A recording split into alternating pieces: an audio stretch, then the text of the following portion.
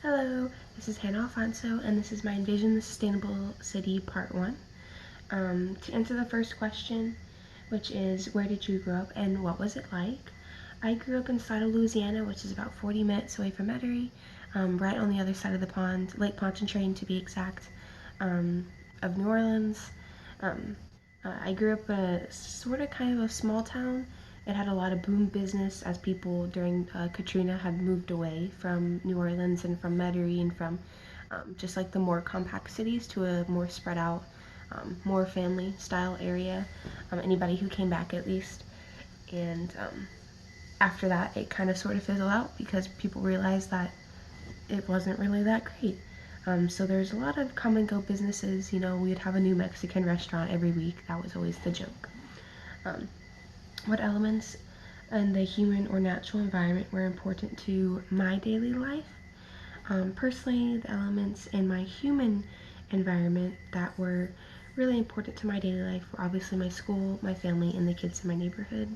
I didn't really grow up with a lot of technology.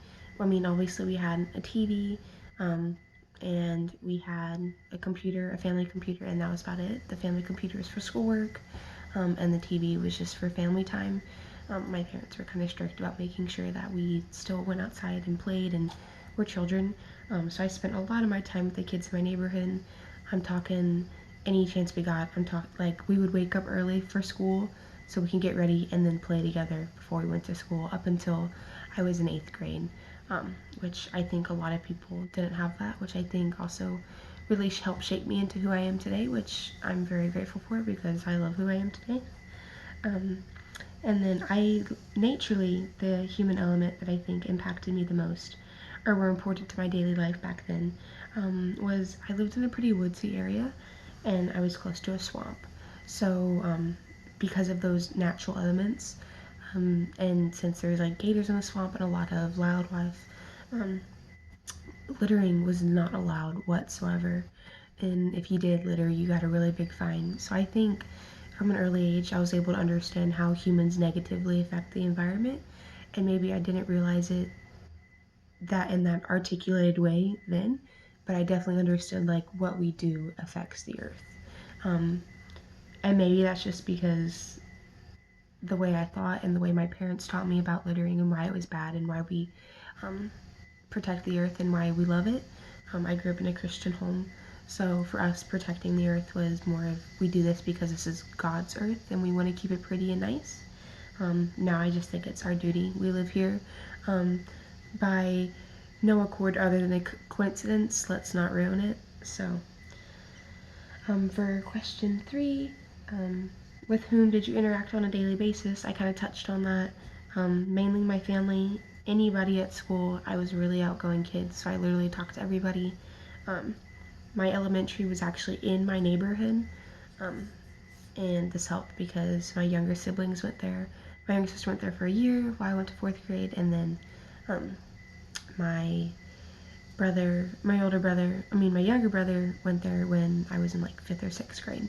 So I was in 5th or 6th grade. So being able to have that commute to the Whispering Forest, which was our elementary school there, was really cool because I was kind of able to mix the old with the new. So I never kind of lost touch of the people who helped my education before. I knew all of my kindergarten to 3rd grade teachers for most of my education up until 8th grade until I moved here.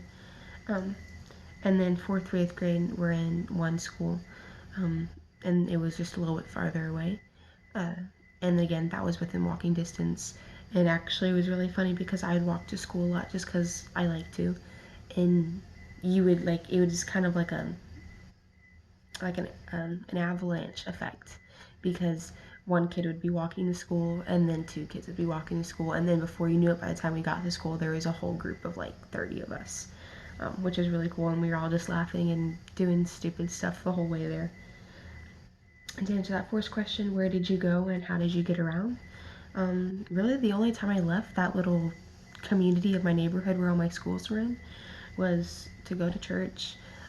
My parents did all the shopping on the way home, and I think that was mostly just so they could spend some more time away from us. So really, all I did was just walk everywhere, which I would love to be able to say now. I lived in an environment where I was able to do that. Now, I would not be able to walk everywhere. It could be because I'm older, I have a job, I have, you know, grocery shopping, and I have all these things that I do by myself. But I mean, still, like, I was able to walk. There was a gas station that was about 20 minutes away by walk, and around that gas station was a Sonic and a tiny little convenience store, and all these little things that I easily could have walked to, and I did as I got older.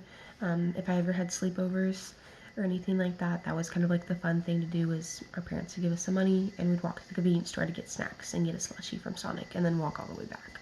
And then so I always remember carrying backpacks with us as long as we go, and I would always pick up like pine cones and sometimes lizards and all these things and throw them in my backpack, and all my friends were like, "What are you doing?" And I'm like, "Oh, I'm bringing them home for my mom," because my mom liked that type of stuff as well.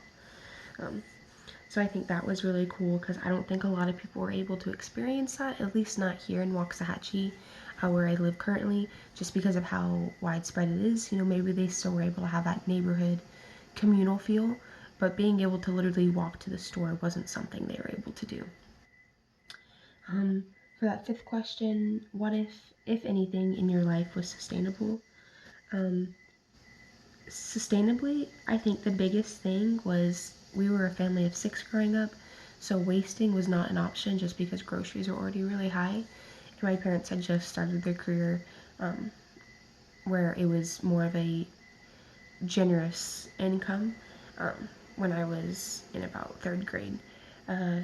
And again, family of 6 up until I was in 3rd grade. So wasting wasn't really an option for us, because if one wasted, one lacked. And that obviously isn't okay. So my parents are really big about, making sure, if you're the first one to open up the bread, you take the end piece. Which I personally love the end pieces, so usually I'd go and I'd take the front and the back, and I'd make a sandwich for myself. And I also knew my siblings didn't like it, so I mean, for me it was a win-win. And then also, again, just growing up in an area where there is so much nature elements around me, and then like the city law and the parish law being that you do not litter, and that like if you hit a deer, it is your fault, instead of the deer's fault, because we had so many signs saying beware of deer, beware of gators, beware of snakes, all these things, because wildlife is really important to us. And I think mainly just because after Katrina happened, we were all just humbled, when granted I was a lot younger. But I mean, I still saw how it affected my family. I have a really good memory. So I'm able to pick out moments from during Hurricane Katrina, when we were evacuating, when we came back to the house, watching the news even, and now be able to go back and reflect on them and see them from how I am now, and have that understanding and that maturity. And so I think just after any natural disaster, any disaster at all, people draw close together and they realize what really matters. And in this small town of Slidell, that's why people moved there. They moved there because they still wanted to be in Louisiana. They still wanted to be close to New Orleans, but they needed something that was going to be safer for their family. And Slidell became it for a little bit. My unique past made me super in touch with nature. My family was the only one in my neighborhood that didn't hunt or didn't fish, and everybody thought I was weird. Not only that, my family did not let us go hunting or fishing, mainly just because they didn't trust other people's knowledge of gun safety, and of, boat safety and just safety in general. So I developed a more appreciative side, appreciative love of nature, which I think really has helped me grow into who I want to be and who I am. And I'm 5 months pregnant, so not only that, but how I want to implement a life on my child, and how I want them to understand and respect and just take care of the earth, because this is our home and it's our duty. It's not something you get a really choice in, it's just something you're supposed to do. So I think for me, I'm really grateful for that. And I think now, as I look back, this project has been really helpful, just me seeing that I am one of the lucky ones. Not many kids were able to grow up the way I did. How do human values come into play when people think about sustainability? I think human values play a humongous role in sustainability, especially since sustainability in itself is a lifestyle that you're raised to value.